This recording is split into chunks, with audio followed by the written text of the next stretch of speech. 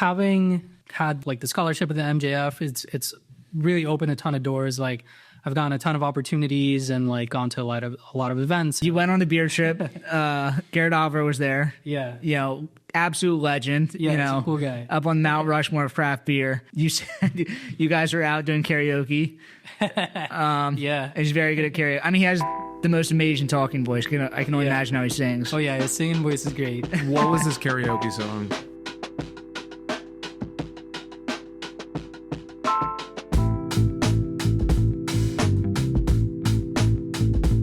Welcome back to BrewedAt Podcast. I'm your host, Richie Tevlin, joined as always by Evan Blum. Hi, how you doing? Before we get started, subscribe on YouTube. And also thank you to our sponsors, The Beer Accountant. Hit up Patrick McDonald.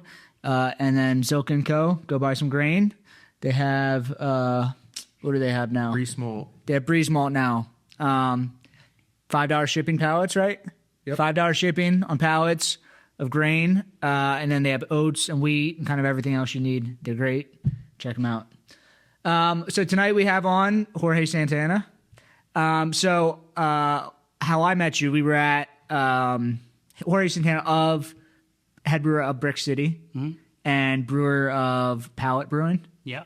MFJ Award winner. Yeah. So I met you at Log Jamming this year. Yeah. You came up. We somehow got on the topic of you went to the American Brewers Guild, which is cool. That's where I went. I was like meeting other alumni there. But then you also told me that you had just won an MJF scholarship and you were doing the UC Davis Master Brewers course, which I don't think that there's many people, you know, in this country that have done both of those. So we want to talk about kind of everything about you kind of getting in the industry and then also hear about like on your experiences at each of those different brewing schools and kind of, you know, how they're different or what your thoughts are. Yeah, for sure. So I got into like craft beer in Puerto Rico, which is where I was born. I grew up there. And so, yeah, I started, you know, when I started drinking beer, what is the craft beer scene in Puerto Rico like? Back then, it wasn't very big. The selection was very, very limited. We would get like random things. I drank a lot of Stone back then. Stone from California? Yeah. We would get like, I mean, looking back now, like it's some pretty good beers. Like we would get Bell's, we would get like Founders. Like the large regionals would kind of sit down there. We actually got Victory as well. Really? So I used to drink Victory back in the day. Nice. What was that Belgian one that came in like bombers? The Golden Monkey? Yeah, Golden Monkey. Classic. Yeah. Were there Puerto Rican breweries? Yeah, there's a lot more now. The craft beer scene wasn't as big as it is now. There's a lot more like small like craft breweries now, but back then there were a handful that there's one that's still around. It's kind of changed ownership, but most of the ones that were around back then aren't really around anymore. Yeah. So, but there was a big homebrewing scene. Cool. And so I think the homebrewing scene and the craft beer scene are pretty closely tied together, even still to this day. And so they would host like craft beer festivals and like events where like homebrewers would like bring beers and stuff. And that's cool. I think that's how it used to be samples. Here. It's like we kind of missed the whole craft beer boom here. It's like craft beer is kind of like dying off here. But, you know, back in the day it was probably crazy. Like everyone bringing out their... I mean, I'm sure some of the beer was terrible, but some was, yeah. But yeah, that's kind of how I got into it, just like by going to the gas station and like trying out beers. And because the selection wasn't that wide, like we got to a point where like we had tried everything. Yeah. And so, I guess once I graduated high school, I went to college in Worcester, Massachusetts. It's like an hour from Boston. Yeah. I went to school for engineering there. And so while I was there, I was trying a bunch of craft beer. Like the selection was like definitely unlimited, you know? And so that's when I really like started getting into like craft beer. And were you homebrewing at this point? Not yet. Okay. No, I was just, I was just a craft beer fan. Yeah. Yeah, and back then, like, the hazies were, like, starting to pop off, and I remember, like, standing in in lines for like hours and just hanging out just for like I remember at Treehouse, their original location, like I would stand in line for like 2 hours just for How far is that cans from Worcester? Did I say that right? Yeah, Worcester. It's like spelled like Worcester. Yeah. But Glad you said it first. From months and their Treehouse's original location, it was like I don't know, like a half hour maybe. Oh, wow, like we were close. That's cool. And so I got to try like a bunch of craft beer, and I think at some point along the way I like learned about home brewing, and I learned that was a hobby that people did, and apparently you could brew beer that was like just as good or better than like what you could get in the stores. And so I thought that was interesting. And then I remember that summer, it was like my junior year, I went back to Puerto Rico, and like I was having like a conversation with my dad, and I just like brought it up, and a couple days later he came back with a homebrew kit. And I was like, oh, sick. And like started reading the instructions and looking at videos and like reading blogs and stuff. And we brewed the beer, and I didn't get to try it as it was done so around that time I was like interviewing for like an internship in Colorado, and I was in the middle of that interview process when we brewed it, and then I got the call back. And you had to head out. So I bottled the beer. And then I flew out. But my dad sent me like a couple bottles, and I remember tasting it, and I was like, this is terrible. Like, this is like the worst beer that I've ever had. But I got hooked, dude. Like the process just like got me hooked. Where in Colorado were you? Colorado Springs. There's breweries out there? Yeah. In Denver, there's a bunch. Yeah. So it's like an hour south of Denver. There's a bunch of craft breweries over there, and I remember like on weekends I would like take the bus up to Denver and spend the weekend and go to a bunch of breweries there. But yeah, I remember specifically in that like internship, I would tell people like, oh yeah, I'm a home brewer. Like I'm going to open up a brewery. Like after only brewing like one batch, I got hooked. But I couldn't brew again for another year because I went straight from Colorado back to school. Yeah. To finish out my senior year. But the whole time I was like, doing research and thinking about like what went wrong and whatever. Because I think there's a lot of similarities between like what I was going to school for and brewing. I did mechanical engineering, but cool. Specifically like mechanical design. And so a lot of my classes were like very like we would have a problem, and basically they were like, you need to design a product to solve this problem. And I think that like problem solving, like kind of iterative process of like the design process is very similar to like figuring out what. Is that what your college was? I was looking at what your college online. It was just project based. Like all your class was just like doing projects. There's a lot of projects. That's cool. It was very hands on and very like you had like 4 major projects throughout like the 4 years, but then a lot of the individual classes were like project based cool. instead of like just random assignments or whatever tests. Nice. Yeah, that's what brewing is just figuring out problems and then solving them until you get closer to what you want. Yeah, exactly. Yeah, and I was like, why did this beer suck? Like, what can I do to like make it better? Because people say you can brew good beer at home. And so eventually I kind of landed on temperature control for fermentation. Yeah. So I like bought a chest freezer, and I bought I wired a little like temperature controller, like, and I built this like temperature control chamber, and I brewed a 2-gallon batch of an all grain beer. So I like kind of dove in, and beer came out great. And I was like, all right, I'm kind of onto something. And yeah, I just like kept brewing and brewing. And probably like 2 months after that, I like entered a beer in a competition. And I actually got 3rd place. And I was like, all right, it's not just like my friends telling me that beer is good because they want free beer. It's like, there's actually something. What kind of beer was it? It was an IPA. Cool. It was like a hazy that I brewed. And yeah, like people really liked it. I brought a growler to like the award ceremony, and people were all about it. So yeah, I was like, I got something here. Yeah. And yeah, so this was in 2017. And in September of 2017, we got hit with a really bad hurricane, like a Category 5 hurricane. In Puerto Rico? In Puerto Rico, yeah.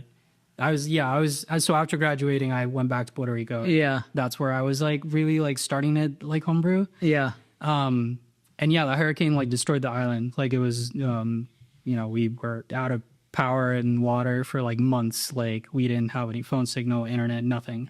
And I was in the middle of like a couple of interviews. Like I didn't have a job at the time. And I was interviewing at a company in Jersey, actually, that I ended up getting the job eventually. But I remember the interview was the day of the hurricane, and the guy called me like a couple days before. He was like, "Hey, like, are you good this day?" And I was like, "Well, I mean, we're supposed to get hit with this. Like, I'm not sure if I'm gonna be able to like answer the call, but I'm gonna be home. So if I have phone signal, I'll answer and do the thing." And he was like, "All right." He sounded a little confused. He didn't know what was going on, but he was like, "All right, yeah, fine." And so the day comes, hurricane hits us at like 4 a.m. It's horrible. Like there's like the windows are rattling. There's like water creeping in everywhere. It's like, it's bad. Yeah. And obviously I didn't have any like phone signal. And so I was like, all right, whatever, this isn't happening. Yeah. And that was on a Monday. The Friday following that, we were driving down the street, on the highway, and we see a bunch of people parked on like the shoulder, and everyone's on their phones. We're like, and pull up our phone, and there's service. We're like, all right, pull up like, text messages, calls, whatever, like emails. Probably flooding in. Yeah. And I check my email, and I have an email from the guy, and he's like, there's no body to the email. It's just a title. And it says, "Are you alive? Can we reschedule?" I was like, Jesus, all right.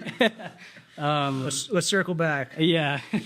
So I ended up interviewing with the guy, and it ended up working out, and that's how I moved here to the States. I'm happy that worked out. Yeah. But yeah, like since I got that job, I worked as an engineer for about 4 years until the pandemic. And then in the meantime, I was homebrewing. I was, winning medals and stuff. In Jersey? Yeah, in Jersey. Cool. And I was getting really into it, reading books and, Did you have a nice setup? Like you were a mechanical engineer. Were you starting to like kind of like adjust things or? Yeah, I mean, it was, so I started off with like a 10-gallon pod that I had like drilled a hole in and put like a ball valve and like a little filter. And I was doing brew in a bag for a while. But then I ended up buying like one of those, like a grandfather kind of like an all-in-one kind of system. Yeah. One of the cheaper ones. And then I got like a pump, and I like had hoses with like quick disconnects. And yeah, that's cool. I had a whole setup. I used to have these, there are these little fittings that are used in like CNC mills and like lathes and stuff that are used for like spraying coolant in like the parts so they don't like overheat while you're like drilling into them or whatever. And I used to buy, like, I got those same fittings to, so you're using that your actual work? So yeah, stuff that I was using at work. I was like, I know this works for like coolant, so maybe it works for like sparging. And so like I got one of those, and like I set it up in like a ring and like had like a whole like sparge setup. So I know for a lot of people for their CO2 lines in the breweries, at Flyno we use this. We used hydraulic lines because hydraulic hoses, like, they close, like they're self-closing. Yeah. So with CO2, it like forces them closed, and then you can just like have a hose go anywhere and you plug it in the tank. So it's not like you're having to like turn it on and off. Right. Yeah. Yeah. So I had like a whole setup. That's cool. For a minute. But yeah, like once the pandemic came, I was like, all right, like I know that I want to do this full time. Like I know that I want to brew. I was kind of falling out of love with like the whole engineering thing. Yeah. Getting more into brewing. And so I looked into brewing schools, and I ended up in the American Brewers Guild just because it was like an online program that was already established. And the big thing for me too was that they helped you get an apprenticeship after the course. Yeah. Which for me was huge because I was like, I get the education and I also get experience. So that's going to, set me ahead for a while. And so what did you think about the course itself? The last time I took a science class was my junior year of high school. I didn't take one my senior year. And then I went and took that class, and I had to call all my friends. So I was like, I don't understand any of this. It was like biology, chemistry, a lot of engineering was stuff like, was it was all like stuff that was familiar to me because like I had done like courses prerequisite classes of it, some of the stuff like fluid dynamics. Yeah, and that was it. Reminded me of those like courses that I took in college. So that the engineering part came like pretty naturally to me, but the biology, the microbiology, like the yeast stuff was like really tough for me. Yeah. I eventually got it, but there's still stuff that like kind of goes over my head. And then what? You did like the online course, and then you went up there in person. Yeah. Cool. So we were there for a week in Vermont. That was really cool. I met a ton of really cool people. Made some connections, some friends that like I still talk to. I actually just at the Lansdale Beer Tasting Festival, I just saw somebody that I was in class with. Nice. I was like, it's always cool. I was like, dude, I've been looking for you for 10 years. I knew that because I was living in Maryland at the time. Like, I knew someone in my class was from around here, and I just forgot his name. And then I just showed up. He like came up to me. He's just like, I was like, dude, I've been looking for you for 10 years. Like, I remember who you were. I just forgot your name. Yeah, no, I thought it was good. It was also like, so for me, not having experience. In a brewery setting, I was just home brewer taking a course. There were a lot of things that like didn't really make sense until I started working. So I don't know that I got as much out of it as I could have had I already had some experience. So I took the course as I was working at Fine Dog, and I agree with you. Like, I don't know if I would have gotten any of it if I wasn't brewing, because of the stuff that I didn't understand, I at least like just like applied it to what I was doing at work and just kind of like got closer to the answer. Yeah. So there were a lot of stuff like that though that I was like, all right, like I'm sure at some point this is gonna make sense, but right now it doesn't. Yeah. But I think it was helpful to like get my foot in the door. Because then after that, I got an apprenticeship and I worked at Magnify for. Your apprentice was at Magnify? Yeah, so I did a month-long apprenticeship, but like 2 weeks in, they offered me the job. Nice. So I started brewing there pretty much right after. I took like a month because I still had my engineering job. And so after the apprenticeship, I went back for like maybe a month or two, and then I started at Magnify full-time. But yeah, I mean, it was good to get my foot in the door like that. And then, I worked at Magnify for like close to 2 years. And you're doing full production there? Yeah. Cool. Yeah, I was doing everything. It was a small team. I think back then we were brewing a lot more beer than they are now because we were brewing, 3 and 4 turns a day out of like a little 10-barrel system. Yeah. So we were... You get your reps in. Yeah, it was long days, long hours, a lot of manual labor. I lost like 30 pounds quick. But yeah, it was good. I cut my teeth there. I learned how to brew, cellar, barrel age. We did a lot of funky shit there. Like we brewed a lot of smoothie sours and put ice cream in beers and stuff. So you guys at Brix City, you guys have a lot of sours. Were they already doing sours before you got there? Yeah. Okay. Yeah. So they were already doing sours. We don't do any like smoothie stuff or any like super thick, like heavily fruited stuff. But you were at Magnify in like 2022, right? Yeah. I mean, like people aren't really making smoothie sours anymore, but like 2022, that was still like definitely very hot. Yeah. No, that was they would fly. Like, we would still have like, release day, like people come in like before we opened. That's cool. Buy cases of them. That's very cool. All this goop like coming out. Yeah, and but people liked them. They moved, so But yeah, I don't like doing that kind of stuff. Yeah. So we don't do it at Brix. We do, we'll do like stuff like, I mean, I brought one of them. It's like a lighter, 5%, lightly fruited, very drinkable, refreshing. I tend to like those more. Definitely. We used to do a lot of like barrel aged sours back in the day, like before my time. And when I started, we had some aging in barrels, but that kind of slowed down. It hasn't moved as well for us as it did like, 5, 6, 7 years ago. Yeah. When you came to Brix City, did you get hired on immediately as the head brewer? No, so I got hired as a brewer. Okay. So, and I worked as a brewer there for about 6 months before I got promoted. And they actually had a brewing system at that point? Were you guys brewing at Brix City? Yeah. So Brix City had been open. We actually just had our 10-year anniversary. Yeah. So we closed basically on the 10-year anniversry. Yeah, just find a new spot, essentially. Yeah. But they'd been brewing in the same spot for 10 years. Cool. It used to be a 5-barrel system, like a little psycho brew, those with like multiple, like 2.5 barrel, things for, 5 barrels, in total. And so one of our old brewers, who's actually from Puerto Rico as well, he moved to the States around the same time that I did, but he started straight in Brix. He ended up moving back to Puerto Rico and starting a brewery there. Really? And he's bought Brix's old system and he's still using it. Oh, that's cool. Yeah. Like no learning curve. Yeah. Used to the system. Yeah. No, but it's a cool like fun fact that I like to tell people. Like, How do you move a brewing system? Puerto I Rico? don't know how he did it. That's a good question. I should ask him that. Curious. You can get, I was looking at this, because you can get a shipping container. We were looking at stuff from Mexico. I think a shipping container costs like, it's not expensive. It's like because nobody knows how to do this. So it's like all in services where you can like basically pay somebody to do all the paperwork for you, and they just show you where to like drop it off, put it in a box, then they'll bring it to whatever you're at, whatever port you go to, and then you just have to figure out transportation from your port city or port drop off to then your spot.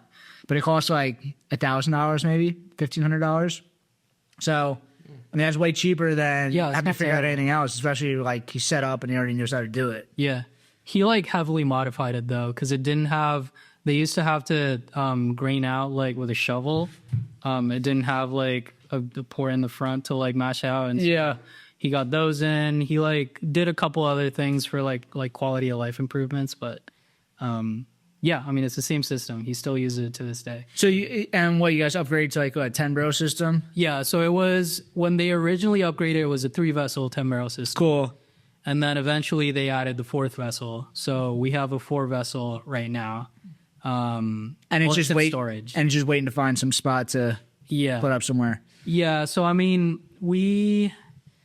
our plan was to essentially downsize. So we were running that facility like a production facility. Like we were cranking. Like we empty fill. Like we had maxed out that facility. So it was a 4-vessel 10-barrel, and then we had 10s, 20s, and 30s for fermenters. We had 3 of each. And then we had 1 10-barrel bright, 1 20, and 1 30. And so we got rid of all the 30s and 1 of the 20s. And we kept 2 20-barrel fermenters and then the 3 10s and then the brew house. And we got rid of the CLT, HLT, all that. So our plan was basically to downsize and contract brew, which is what we're doing right now. We're contract brewing all of our flagships, and basically, right now we're contract brewing everything. Yeah. But the plan once we open is keep the contract brew operation for all the core stuff and all the stuff that's going to go for distro, and then downsize and just open up a tap room and focus on the tap room. If we can go the brew pub route, that'd be ideal. But it depends. Like Jersey is weird. It depends if we find a spot in a town that has a liquor license available and we can purchase the license and go more the brew pub route. This episode of the BrewedAt podcast is brought to you by Zilka & Co., your trusted regional brewing supply partner. Family owned for over 100 years of business, Zilka Brewing Supply has recently partnered with Breweries to bring you your favorite raw materials at a great price with $5 flat rate shipping. No pallet or liftgate charges, thanks to their own fleet of regularly maintained trucks. With locations in Allentown and Hunker and a technical brewer on staff, they provide the expertise and service your brewery deserves. Reach out to Brad Adelson in the show notes and let him know BrewedAt sent you. Hey, brewery or small business owner, are you tired of navigating complex brewery accounting and taxes on your own? Staying up late working on financials and getting your finances in order after a whole workday? At the Beer Accountant, they understand the unique financial challenges of the craft brewing industry. They're a CPA dedicated to helping breweries like yours thrive, with services ranging from qualified bookkeeping, business tax prep, to strategic financial planning. Stop wasting time on spreadsheets and focus on what you do best: making great beer and running a small business, servicing over 50 breweries in 4 states. So if you own a brewery or small business, stop overpaying for reactive support and start being proactive with the Beer Accountant. Don't brew that IPA without this CPA. Visit beeraccountant.com to learn how their specialized expertise can help your brewery grow, profit, and succeed. So you guys are brewing at 12% Beer Project, correct? Yeah. That's in Connecticut? Mm-hmm. So I know 12% Beer Project because they were brewing Evil Twins beer. Yeah. And like a lot of the hype brands up in New York City, they were brewing all their beers. Yeah. Is it just a contract brewery place, or do they have their own brand? So they have some of their own beer. Okay. Yes. But they start off as a distribution company. Again, like this, I told Cole this. Cole wants to know why it's called 12% Beer Project, because like it's a weird name. And then also, it was somehow like a distribution thing, but Evil Twin was like brewing out of there, and I was like, I never understood what it really was. Yeah, so I'm not entirely sure where the name comes from. I don't think it's anything too deep. I think it was like they were bringing in 12% beer, and they were bringing in like barrel-aged beers, and but yeah, it started off as a distribution company. Basically, Brian, the owner, I think he was just trying to bring in some like Belgian beers, some like sours and stuff from Europe. And he started doing that, and then it kind of grew. And then eventually he like started contract brewing for people. But yeah, it's a distribution company first and then a contract facility. And so initially our deal with 12%, they acquired our distribution first. Yeah. 'Cause we had built like a huge self-distribution network in Jersey. Yeah. And, we kind of focused more on draft than we did, like can sales. And so our draft presence in the state is like pretty huge. We're kind of everywhere. And so, during the pandemic, that kind of, was a little tough, but because we already had all those accounts, we kind of bounced back, and like we're one of the first ones to get back on draft once that happened. And so so we built this huge distribution network, and now that we kind of had to figure something out, we were like, all right, well, you can acquire 12% took on our distro, and so they took on all of our sales guys. So now they're technically 12% employees. But we kept all of our accounts, and so the beer is moving as normal. Nothing really changed. It's just change the name, kind of. Yeah, and now they also offer all of our accounts 12% beer if they want to. That's cool. Purchase it. And they have some really cool brands in their portfolio as well. So, yeah, that's kind of Yeah, I think as someone who's just saying this out into the universe, like I get a lot of people that are brewers in the industry look down upon me because I'm only contract brewing, which I think is total bullshit. I spent 10 years fucking killing myself in a cellar. I put in the work. Like, I shouldn't get that hate. No, but you gotta start somewhere. Exactly. I literally didn't have another choice. But I think that, you guys are contract brewing, and like it is, you guys were put in the spot where you guys had to, and it makes sense.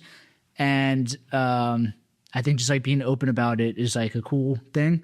Yeah, I mean, we were never trying to like hide anything or like, be shady. Like, this is what's happening, and it is right now, it's a temporary thing, but like once we open back up, which I mean, we are opening back up, I've talked to a lot of people, and everyone's like, are you closing, this and that? Like, they wouldn't be hiring you as a head brewer if you guys are not being in a production space. Yeah, I wouldn't have a job. And for a while, I was like working like full time, and I was making my full salary. Like they wouldn't pay me like to stay on if the plan wasn't to open back up. But yeah, we are opening back up, and But I think it's cool to like that would be my goal eventually too, to like have my own tap room, but like eventually to then get a production space and then be brewing just kind of like cool one-off stuff there. But like, you know, for me, like the flagship for wholesale is like working so well. Like Cloudburst Brewing, like, why would I change that? Right. You And know? they've grown our core brands by about 5% already in the past like That's cool. 3-4 months. If you have a good relationship with them, like you said before, like you were trying their beer, like to send you samples, like you're adjusting stuff, like Yeah, that's and a I good go, relationship. I like go, I used to go a lot more often. Now like the beers are more dialed in, but Yeah. I would go like a couple times a month and I would meet with the owner and the head brewer and kind of go like taste through beers and go over recipes and be like, all right, I want to change this, like whatever, and kind of tweak the beers. Cause you know, as much as like I can design a recipe and like have it be exactly the same as like, if I had brewed it at Brix, it's never going to come out the same. Like it's a little different. They're still really good.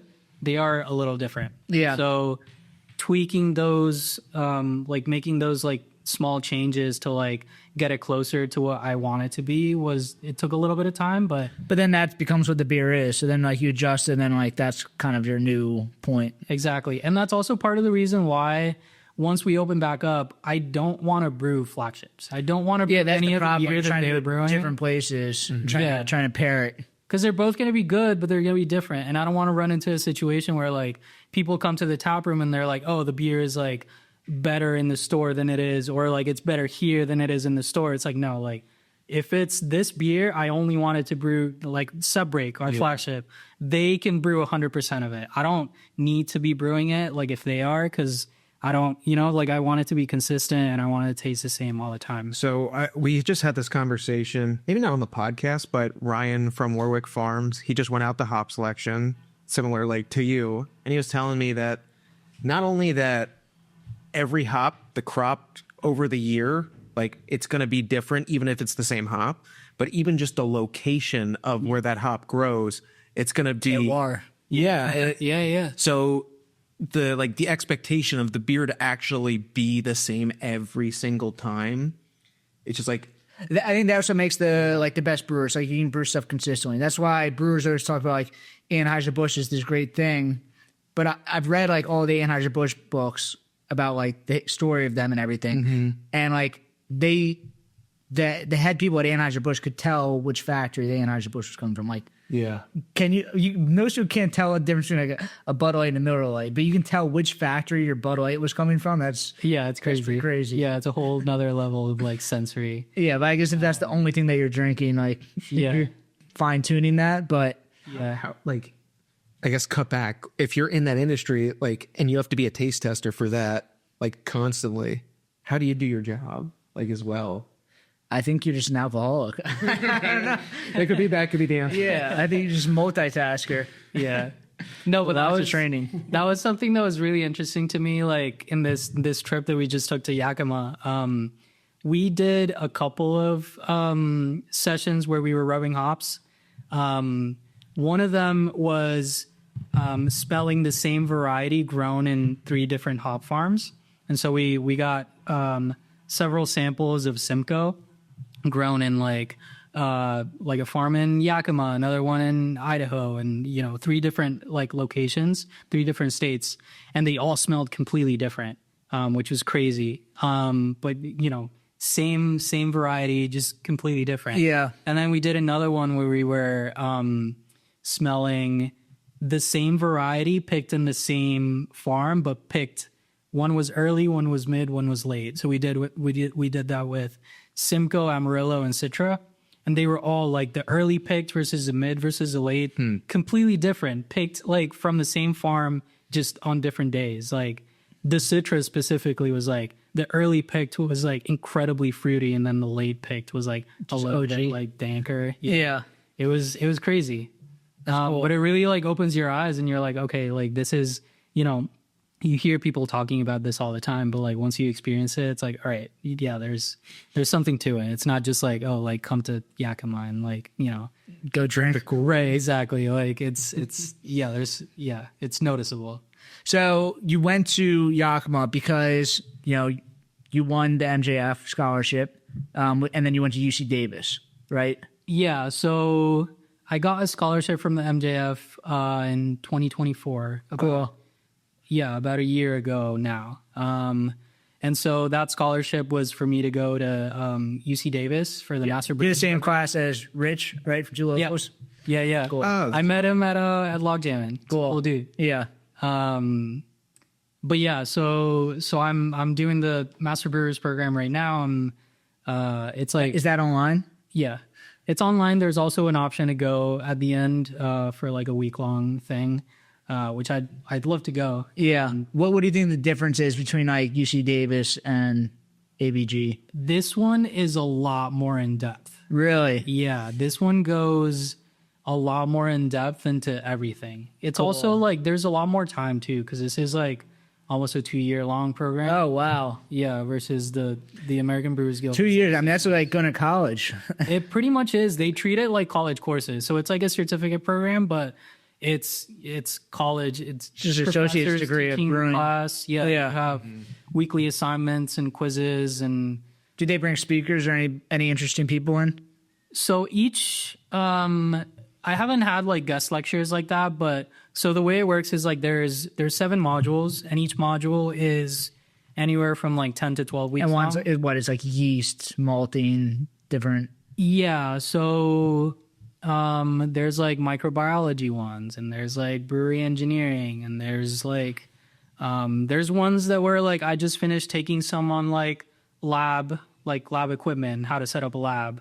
There's other ones that are like more for someone that maybe hasn't worked in the industry that I actually thought was like really useful if I hadn't already had this experience, but it was more like, this is a butterfly valve, and this is, these are all the kinds of fittings that you're going to use. This is how to build a block and bleed, like all these kinds There's all these basic things, like you went through ABG, and then you got there and was just like, all right, the most important thing is the sanitary procedure and like how to build block and bleeds. Right. And it's just like, all right, well, I didn't learn how to do this. Right, exactly. You get to the job and it's like, I don't know what any of this is. Yeah. So here it's like, it's useful because like they teach you that. But I mean, having had that experience already, like I'm like, Do you think it's a better experience now that like you're like looking back and like you're remembering things you were doing? yeah, 100%. I think having had the experience and the context to apply that theory is super important. I think it's been incredibly useful because even like, so I started the program when Brix was still open. Yeah. And so a lot of the things that I was learning on a week to week basis,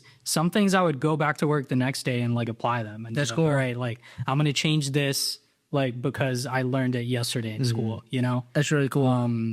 So it's been really useful and like really helpful. It's a lot of work doing that plus like running a brewery. But the good thing is it's all online. It's all pre-recorded classes. There are weekly office hours. But for the most part, I can kind of do everything at my own pace. So when are you done? You started it in the spring this year? Yeah, when did I start it? I started, I think in like March, I want to say, somewhere around there of this year. Yeah, it's another year still. Yeah. So it's, but it's, I don't know. I like it. I'm always like reading books and listening to podcasts and stuff. So this is just, it feels like kind of most intense version of that. Yeah, it's a lot more intense, but I'm learning a lot, and I feel like I never, like as a person, I never try to like I'm not like, oh, I know everything and that's it. Like I feel like the longer I'm in this course, the more I'm like, oh shit, like I don't know any of this. Is the more you realize you don't know, but it's like if you stay this constant mind of a student, then you just like keep getting better. Right, exactly. And like having had the like the scholarship at the MJF, it's really opened a ton of doors. Like I've gotten a ton of opportunities and like gone to a lot of events and like gotten to meet a lot of really cool people that I've looked up to for a while, or like people that are like big in the industry, and like getting to talk to these people and like learning from them. It's like really eye opening how much you really like have to go. You went on the beer trip. Garrett Oliver was there. Yeah. Absolute legend. Yeah, he's a cool guy. Up on Mount Rushmore of craft beer. But you said you guys were out doing karaoke. Yeah. He's very good at karaoke. I mean, he has the most amazing talking voice. I can only imagine how he sings. Oh yeah, his singing voice is great. What was his karaoke song? He sang Frank Sinatra. I can't remember the specific song. Well, he was great. He was like the first. So we went to karaoke 2 nights in a row. The first night, the place that we went to had like a stage and everything, and he was the first one to sign up. He was the first one up on the stage. He was like really into it. He's good. Like, yeah, everyone was cheering him on. He like got on his knees at one point, like at the end of the song. Like, yeah, he was really into it. I've heard other people do karaoke at the hop selection. Are there a bunch of karaoke bars around there? Surprisingly, yes. That's so crazy. It's funny. Everybody's drinking. That's I guess it's like a work event. I don't know, but it's. But there's also a lot of locals too. Really? Like, the first night that we went like super late. We went like 1 a.m. And there were a ton of people there, like just local. Just hanging out, doing karaoke. Yeah. Yeah, they were super into it. Yeah. But yeah, it was a fun time. It was really fun. We were all like we rolled up as like a crew of like, can we walk through like how the weekend worked? It's a week long or 5 days? Yeah. So this trip it was a collaboration between the MJF and YCH, Yakima Chief. Yeah. And basically they organized this trip. It's the first time they've ever done it, where they invited 11 MJF awardees and 1 Lovibond project awardee. What's that? It's based out of New York City, and they provide I'm pretty sure they provide scholarships for people of color in the city. For brewing? Yeah. Cool. For brewing. So it was the 12 of us in total. And they flew us out to Yakima. They paid for the flights, they paid for the hotels, they kind of scheduled everything out for us, so it was really cool. But yeah, it was also Garrett Oliver and Breeze Galindo. She's the director of operations. Pretty sure she's... Yeah, she came on here. Yeah. And so, yeah, they flew us out, and they kind of drove us around and had the whole itinerary for us. So we did a lot. We learned how to go about the hop selection process. So like rubbing hops and evaluating hops. Did you get like, I would imagine, I'm allergic to pollen. Like, I feel like I would die if I went on that trip. But also, did you just get overwhelmed immediately? Like, you're just smelling these like intense flavors. So they have these little, they have like coffee beans on the table that you can smell and just washes away. Cool. Yeah. That helps. But yeah, it's really just kind of take your time, and like, you'd be surprised too, like how different like each hop is. Like, even if you don't like smell anything or smell like your elbow or anything, like smell your skin to like reset your senses. Yeah. Like, you can kind of go like straight and smell like, cause there's definitely variances between them. Yeah.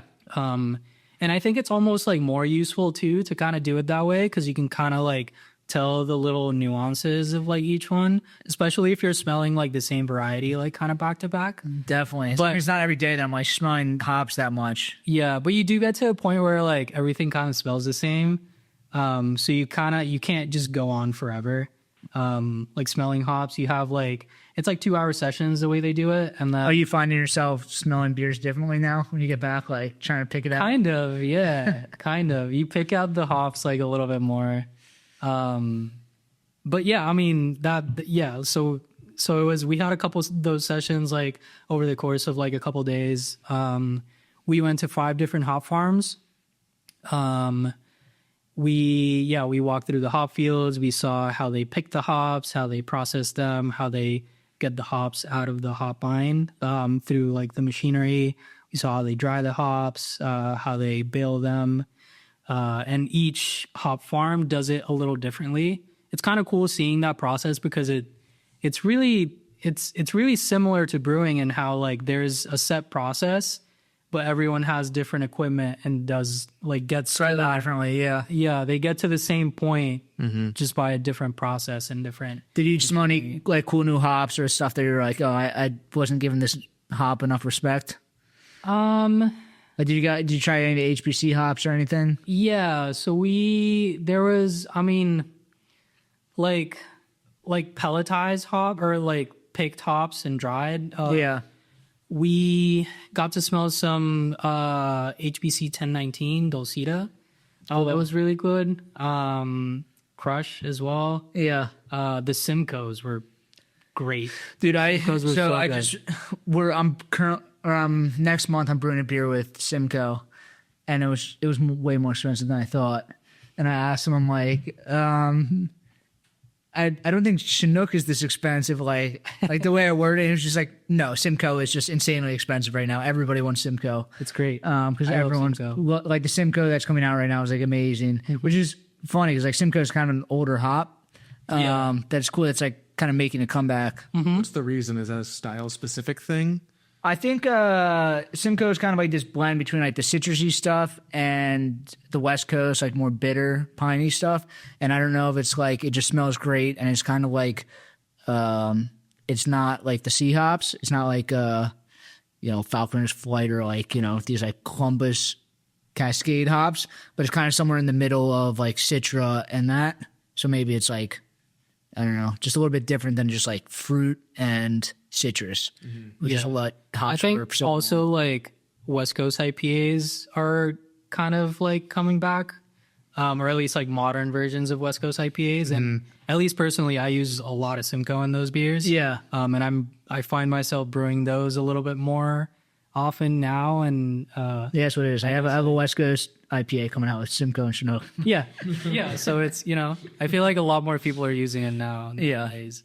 But yeah, it was. I would say like the Simcoes were great. The early pick Citra that we smelled was awesome. Amarillo's also. I was like surprised because I'm not usually. Someone told me that Amarillo. Amarillo's like it's low key, like nobody has been using it for a while, but it was a really good hop, but it's just like it kind of came out at the same time as Citra, and Citra just like blew it away. Yeah. So like, but they just keep refining it, so like it keeps getting better and better, and like still people aren't using it as much. Yeah. The ones we smelled were great. Crush was great too. But yeah, that's kind of like we tried some beers with like random like HBC hops at YCR. So we went to YCR's facility. That's Which YCR? That's I don't know, I'm blanking on it's Yakima Chief as well. I can't remember what the R stands for. Ranch? Yeah, Ranch. Yep. So that's more like a Experimental place. Yeah, kind of like an R&D facility. So they do a lot of like hop breeding and crossing and coming up with like all the new like HBC varieties. And so they also have like a little brewery there where they test out like all the different hops and see how they work. And they have like a little tap room there as well, where they pour all the beers with like all the experimental hops. And so they also have a lab where they basically come up with new like hop varieties. And it's cool seeing like the room with like all the little, it's like deli containers with like tiny little hop plants, and they're all like a bunch of varieties that you've never heard of, like random numbers. And but they also like kind of propagate more of like there's a bunch of Simcoe there and like all the like regular like varieties that they usually have. So that was really cool, and seeing how like they kind of grow the hops, and then they get those to like the hop farmers, and they kind of take it from there. And so what else did we do? We went to the pelletizing facilities at YCH. That was really cool. So we saw how they take in the bales and they basically turn them to pellets. And you see where they make the cryo pellets? Yeah. What is it? It's just like it's super cold. Mm-hmm. So they basically like freeze them. Okay. And then they separate the leafy material from like the lupulin. And like pelletize that. So that was all very like, they let us take pictures of the pelletizing facility, but not the cryo. Oh, really? Yeah, because that's all like proprietary. But it was still cool like walking around and seeing it.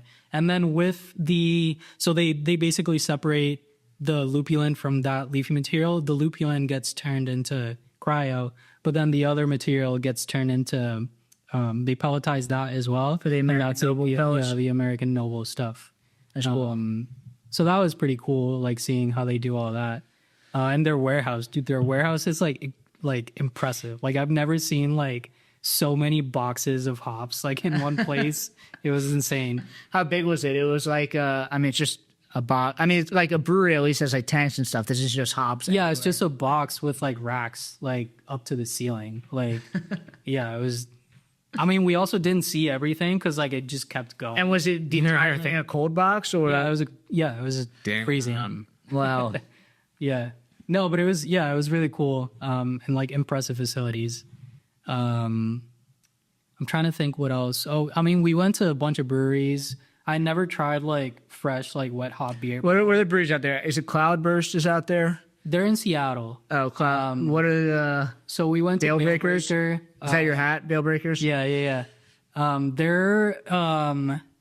They're in like a hop field in Loftus Ranch. And so like they're inside the field? yeah, that's cool. Sick. And so like in their like kind of outdoor area. Yeah, they have like the hop lines running like by, next to the food trucks. That's so cool. But yeah, they also gave us a tour of their like facilities. The facilities are a lot bigger than I thought. I didn't know they were brewing like 25,000 barrels a year. Really? I always thought it was like just basically like a pimped out homebrew system. Right. I thought it was just like For the people that were going for hop slush. yeah, no, but it's massive. Yeah, they're like a production brewery. Like That's cool. yeah. And the beers are great. They're so good. Like all the wet hop beers. I'm sure they're like, just take it off the vine. Yeah. Yeah. We met Vinny and Natalie there, Really? which was really cool. That's awesome. Talked to them briefly. How are they like kind of still involved with everything? Like were they out there for selection? They were there for selection. So we actually, funny enough, like after we went to one of the hop farms, Carpenter Farms, and after we got the tour, we went up. They have like a little bar area like upstairs. Yeah. And so on a table right there were like 4 little chunks of like hop bales. And they were like, oh yeah, Vinny and Natalie were just like, that's like their Simcoe selection. They were just like evaluating. I was like, oh, that's sick. It's, you know who it is? They own Russian River. Okay. That's sick. Yeah, they're really cool people. So we had Tom Peters on. He was talking about how cute they were, but like he met them when they were like 25 years old. Like now they're like legends. Like built this great brewery. Yeah. Yeah, we went to Varietal as well, and Single Hill. Those Cool breweries that we went. What's the second one? Varietal? Yeah, I haven't heard of that. I've heard of Single Hill. Yeah, they make some awesome beer. Varietal. They were brewing a couple collabs. Like they were brewing while we were there, and they were showing us our production schedule, and they had like a ton of collabs. Like basically everything that they were brewing. I'm sure when you're hop selection. Yeah, that's very it's cool. all wet hopped IPA like collabs with other breweries. That's sick. But yeah, it was really cool. Everyone was super nice and very welcoming.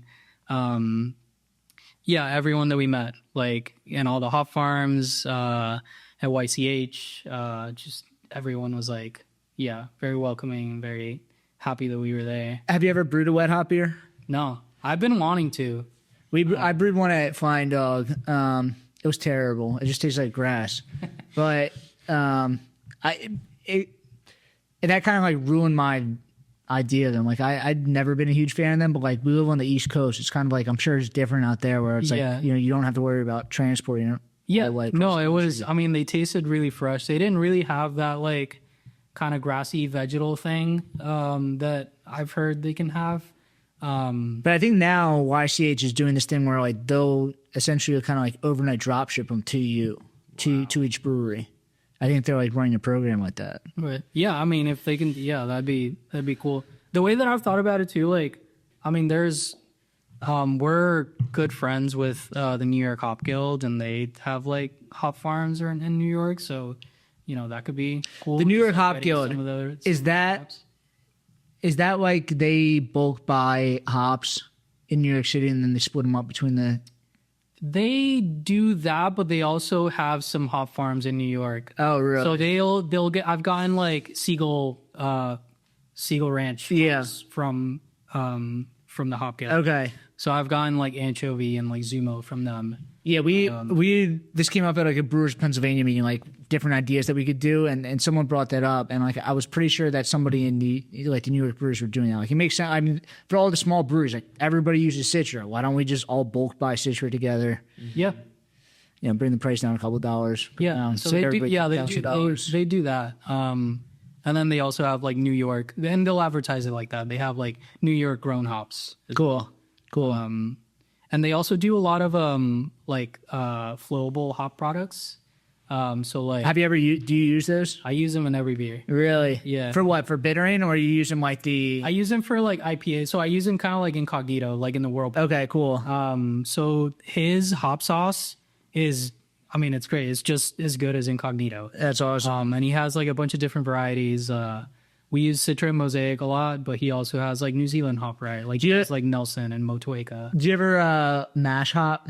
That was like kind of getting popular a couple of years ago. Before, but I haven't really like noticed a difference. Yeah, not really. I mean, what is it for like increased styles and like? Yeah, apparently like the enzymes in the malt like kind of help break it out, and then it like kind of stays in it even through the whirlpool. But like, I understand that there's a lot of science I don't understand, but like to me, like there's no way that it's gonna a hop in there is gonna like pass all the way through boiling.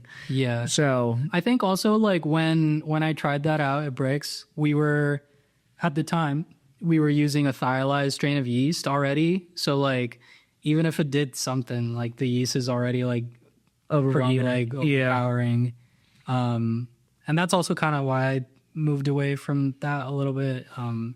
It was too passion fruity, too guava. Yeah. Point where like every beer kind of tasted the same. Yeah. And that was like one of the first things that I did when I like took over as head brewer. I was like, this yeast is good, but not for everything. I got you. Can we try some? So I just had one of the pallet beers. This beer is great, the Marzen. But can we try one of the IPAs? Yeah, there's I'm drinking this one right now. There's also Improv Jams. That's a collab that we did with Tonewood. Cool. That's cool. Yeah. They're both really good. All right. And then what are these Terrapin? You had the Terrapin Twist? Yeah, that's a single IPA. It's got Citra, Nelson, and Simcoe. Nice. Yeah. Oh, I smell that instantly. Nice. That one's got some of the hop sauce from the Hop Guild. This is really good. Centennial, I think. Yeah, it's really nice. Do you have hops that you kind of like lean on? Yeah, for sure. We use a lot of Citra Mosaic. So that beer, Improv Jams, is part of our like jam series.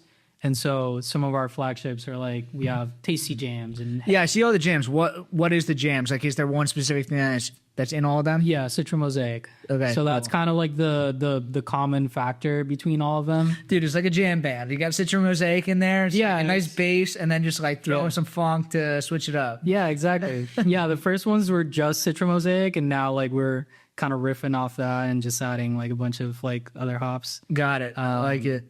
But yeah, we've had that series going for a long time. And I don't know, I think Citra Mosaic, like it's become kind of like a house flavor for us, at least like on the hot side. And I start with that base and then I can kind of dry hop in like how everybody's so used to it. It's like brewing is like, you give something like people are used to and then like kind of like diverge from it a little bit. So yeah, it's like kind of explore like like I know what Citra Mosaic tastes like, but what's Citra Mosaic big secret, Right, exactly. And it gives me like an easy way to like try out new hops because I already have that like blank canvas. Yeah, I kind of know what the flavor is like, and so I can toss in some like New Zealand hops and try those out, or I could just use Citra and like one other hop if I want to like kind of try it out. And so that's kind of the way that I've gone about like just trying out new hops. What about the malt bill? I use Vienna malt and everything. I love Vienna malt. Really? Yeah. Yeah, I keep it very simple. It's like just Pilsner malt, some like wheat, oats, and some shit. You use Pilsner malt though? Yeah. It's like everyone shifted to that, and I think I do like just Pilsner malt better. And like I know a lot of people say you can't tell the difference, but I feel like it is a better malt. Yeah, you can taste the difference, especially and the fermentability is really good. Yeah, if you just want to highlight hops, I think in IPA like Pilsner malt works a little bit better, at least in my opinion. Like we were using two-row for everything, and we went through a couple different like brands, and I don't know, like I tasted too much of the malt, and I was like, you know what, let's switch to Pilsner malt, something clean, neutral. And if you use Pilsner malt for everything, then you can get, because you're making lagers anyway with Pilsner. You're not making lagers with churro. So it's like if you switch to Pilsner for everything, then you can get economies of scale and then it's the same price anyway. Right. Yeah. For now that we're at 12%, it's a little different because they have silos for churro bales. And so I can kind of pick and choose what I want. So for these beers, we used RAR, their North Star Pills. Cool. But for all the lagers, we use Wireman because they have it. Yeah. What about, do you feel any way about oats versus wheat? I use a combination of both of them. Yeah. I think if you use one or the other, you get, like the oats will get a very like specific kind of flavor. The mouthfeel is good, but you'll get like almost like an oatmeal-y flavor. I don't know how else to explain. I agree with you. It's like when first hazy IPAs first came out, I thought it was like it had to be oats. I thought oats tasted way better. Yeah, especially with New Zealand beers. I think have to have wheat, but I think I'm using more and more wheat in the hazy. It used to be just straight oats, no wheat, and now it's like either a mix or more wheat. Yeah, I like a mix. I also like I'll kind of play around with like flaked versus malted of like all four. Really? So I have like 4 of those and I can kind of play around. Nice. And yeah, I don't know. It just kind of depends, but I like a mix of kind of everything. What about body? Are you finishing low? I heard some, who was it? KCBC was on the, what's the big one? Craft Brewing. It's like the biggest beer podcast. CB, they have a magazine. Yeah, Craft Beer and Brewing. Craft Beer and Brewing podcast. They were just on it, and they were like, we like the defining quality of our IPAs that we finish our, gravity like super low. We finish at like 3.4, 3.3. And I was like, I finished at like 2.2. Like, am I doing something wrong? Like, no, I mean, for us, like these are the single IPAs finish a little bit lower than the doubles. For singles, I target like just under 4. Okay. So like, I don't know, like 3.7, 3.8 maybe. yeah.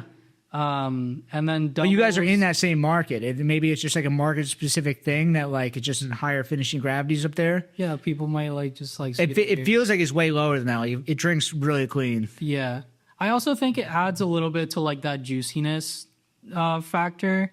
Like if Definitely. the finish is a little too low, then it'll Just drink dried out. really hoppy and it'll drink nice, but it's not going to taste juicy. I don't. Definitely. This is very juicy. This is really good. So I like to kind of, and that was one of the first things I did too. Like the first like batches of like our flagship of Subbreak, they finished a little too low and they were drinking a little too dry. And I was like, all right, let's bump those up a tiny bit. Let's increase the mash temp and try and get those up a little bit just to like make it a little bit juicier and kind of fruitier. But for the most part, I mean, I'm happy with the quality of these beers, They're really good. Mm-hmm. Yeah, they're drinking good, and I said 12% is really easy to work with as well. Like they've been doing it for like 10 years, working with like the high class breweries up in New York. So yeah, and their portfolio is pretty huge. They have a lot of like really good breweries on there.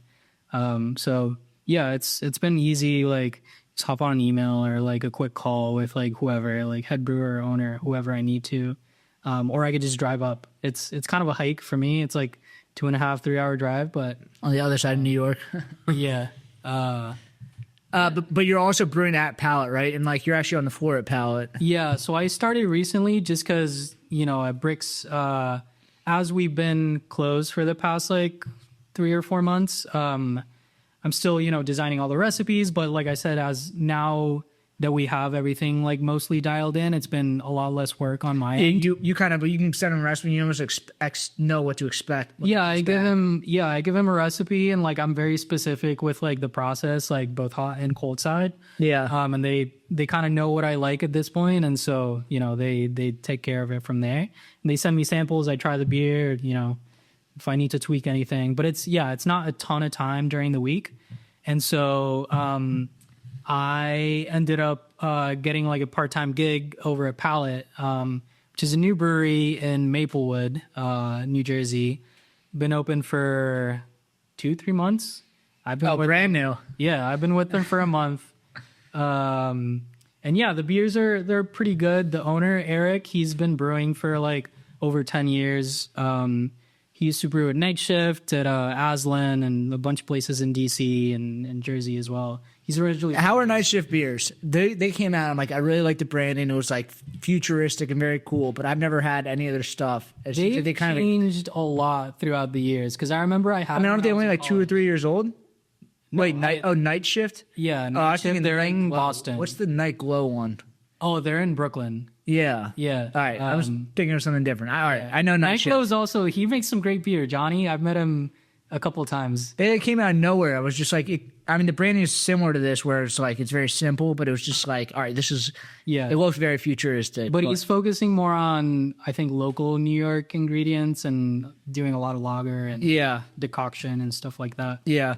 No, I know Night Shift. They're actually from Philly. It got released. This was like probably 5 years ago. It got released that they were going to open up like an 80-barrel brew house in Manayunk or something. And then like 2 years later, they like announced that like we like backed out, like we don't want to do this. But I think all the owners are from like the Philly area. Okay, nice. Fun yeah, they make some good beer. But yeah, so he used to work there like back in the day, and now he just opened up his spot. So he's kind of focusing on lager and hoppy beer, which is really, I mean, it's up my alley. Yeah. It's also fun to, you get back in, keep brewing, stay sharp. Yeah, that was kind of the whole point. Like I was working from home full time for like 2 months straight, and I was just going crazy. I was like, I need to get back on the floor. Head brewer working from home. Yeah, I know. It was fun for like a couple weeks. I was like, I can sleep in, I can, do whatever. But yeah, after a while I was like, no, I need to get back. Stir crazy. Yeah. And so yeah, I started working at Pallet. It's small. We're brewing like 500 barrels. It's still a 10-barrel system, but he only has 4. Everything is 10 barrels. So he's got 4 fermenters, 2 lager tanks, and then 1 bright tank. And yeah, we're brewing like once a week. It's just the 2 of us, It's chill. It's nice. It's cool. But yeah, we're brewing some good stuff. We have, this is Marzen. There's a Fest beer. So you said palette. The name is like a color palette, but it looks like a palette of wood.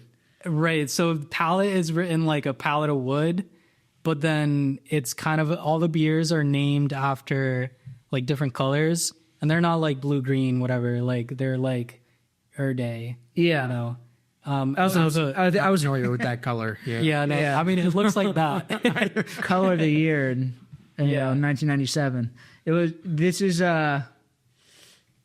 what's it called? It's like if you're listening to us, you just go on YouTube, right, and look at the cans, and they're like monochromatic cans, but they're very cool. Or just look them up, Pallet Brewing. Yeah, so it's kind of a play on like the palette of colors. And, double entendre. I like it. Yeah, cool. Do you have anything else you want to say? Like, I guess Brix City doesn't have any announcements right now. I mean, it was awesome to like sit down and like hear your story, but like. Yeah, so Brix, like I said, we're on the lookout for a spot. It's taking a little bit longer than we thought. We had a spot, and it kind of fell through. But you guys are still making beer and selling beer, so it's like it's not the worst thing in the world. It's not like you guys are like scrambling. You're just taking your time, make the right decision. And right now we're kind of focusing on core brands, so like all of our flagships. And because previously, like when we had our physical location, we were doing 3 and 4 releases a week. The way that like 12%, like their brew system is way too big to be doing that, and so we're kind of doubling down on flagship brands and doing stuff like this, like one-offs, a little bit less often, but still doing those maybe once a week or whatever. But yeah, we're still brewing beer. We're still around. Hopefully going to open up a spot, somewhat soon, and then we can make an announcement as soon as we know. Everyone else is going to know. But yeah, in the meantime, we're in all the liquor stores, all the same bars that we were previously. Yeah, I'm still going out to like festivals and going out to events and doing collabs, and I'm still around as well.